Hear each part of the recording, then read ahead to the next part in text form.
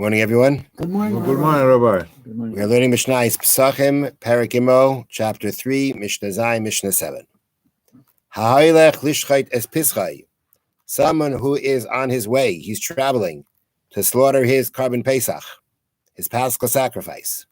The Paschal sacrifice, which is brought on the 14th of Nisan, on the day before Pesach. Or he's traveling to do the bris, the circumcision on his son. You know, he wasn't there, or whatever it is. He went away. Now he's coming back to for the bris. Or he is coming to eat a erisin suda, a betrothal meal in the house of his father-in-law. Now, in Jewish marriage has two parts. It has kiddushin or erisin, what we call in English the betrothal, where you give her the ring. And then you have Nesuin, which is when you go under the chuppah, under the wedding canopy. These are really two stages of marriage. After you do the first stage called Erisin, you're really married, but you can't live together until you do Nesuin, which is the chuppah, which is going under the chuppah. Nowadays, we do one after the other. In the times of the Mishnayos, they were done separately, actually a year apart from each other. And therefore, when the Erisin was done, when the betrothal was done, they had a Sudan on of it. It was a mitzvah to do a betrothal. This was a Suda meal that is connected to the mitzvah. And that is what this person is on his way to do. And the fact that it calls it the betrothal meal in the house of his father-in-law, we're talking about here the chassan, right? We're talking about the groom. Now, so now, sounds pretty innocent, right? The niskar sheish chametz b'seich beisai. And now he remembered he's got chametz at home, which he didn't take care of before he left. Got his hands full. Okay. Okay. So what do? Says the Mishnah. Now, im yachal lachzar ulavayr v'lachzar l'mitzvasai, if he has the time to go back to remove and to come back to do the mitzvah, got enough time to do it all, yachzar b'yavayr. He's got to go, and he's got to go back, and he's got to remove the chametz. But if not, he can nullify it in his heart. Now, according to Torah law, there are two ways of removing chametz from your domain. You can either remove it, get rid of it, or you physically get rid of it, or you can you can nullify it. You can declare, I consider this like the dust of the earth. According to Torah law, each one works, meaning you could have chametz sitting there on your table, and if you make a bittul, you nullify it, it's not yours anymore. According to Torah law, it's not an issue. However, the sages said you can't just do one or the other. You got to do both. You have to remove and you have to nullify. So therefore, the Mishnah says like this: this person is in a situation where he's either got to go back and get rid of his chametz, or do the mitzvah and avoid the prohibition of owning chametz by nullifying. But you're supposed to do both. Mm-hmm. So the Mishnah says if you have time to do both, meaning if you have time to go back, destroy it, remove it, and to do your mitzvah, that's what you should do. If not, if you're going to go back and do that, you're going to lose out on doing the mitzvah, on the time for doing the mitzvah. So then you can rely just on nullifying to take care of the Torah's prohibition of owning chametz. Now, let's say the trip here is, the case here is that he was going to save people from a group of dangerous non-Jews, or from a flooding river, or from bandits, or from a fire, or from a collapsed building. In this case, the person is going to save lives. You don't have to go back.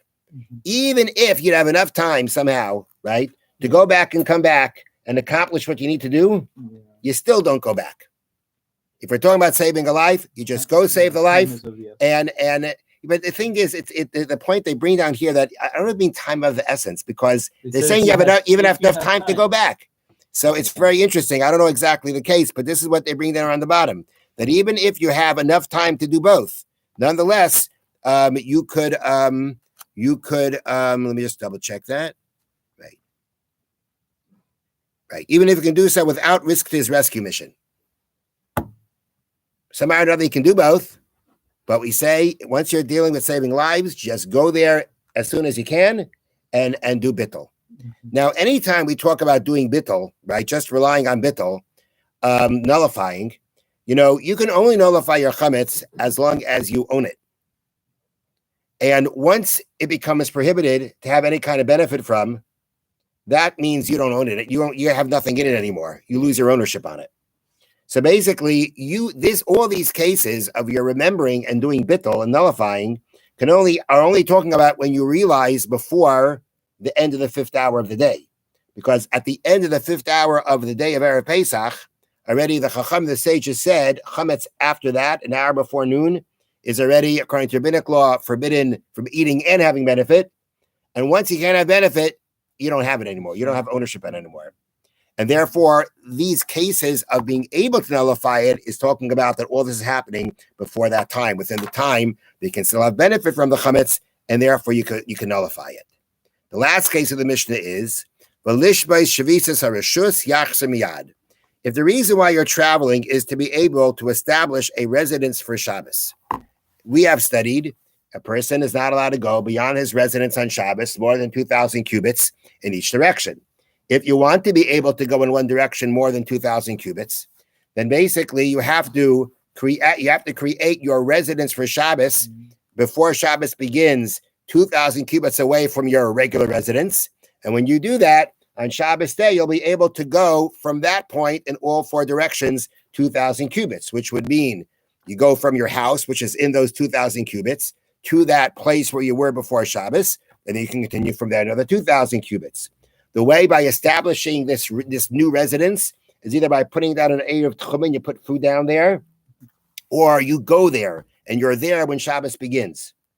So that's the case here. This person is traveling on Erev Pesach because he needs to be able to establish a Makam Shavisa, a place of residence for Shabbos, to be able to go more than 2,000 cubits from there, which you wouldn't be able to do if you wouldn't establish that new residence. Now, if that is what he was going to do, and then he realizes that he didn't take care of his chametz at home, and the only reason you're trying to create this new residence for Shabbos to go another 2,000 cubits is just for personal reasons, for personal benefits, right? It's not for a mitzvah purpose. Then we say, even if by going home you're going to lose out on doing it, sorry, you got to go home and take care of it. You got to get rid of the chametz. You can't just rely on nullification. But if, let's say, the reason why you're doing this is because the next day you want to go another 2,000 cubits from that place to do a mitzvah, then it's no different than traveling to do a mitzvah itself. And then you would be able, if it's enough time to go back and nullify and come back, you do it. You can do it all. You do everything. Otherwise, you can continue doing what you're doing and just rely on bittul and nullification. Have a wonderful day. Thank you. Thank you, Rabbi. Everybody have a great doctor's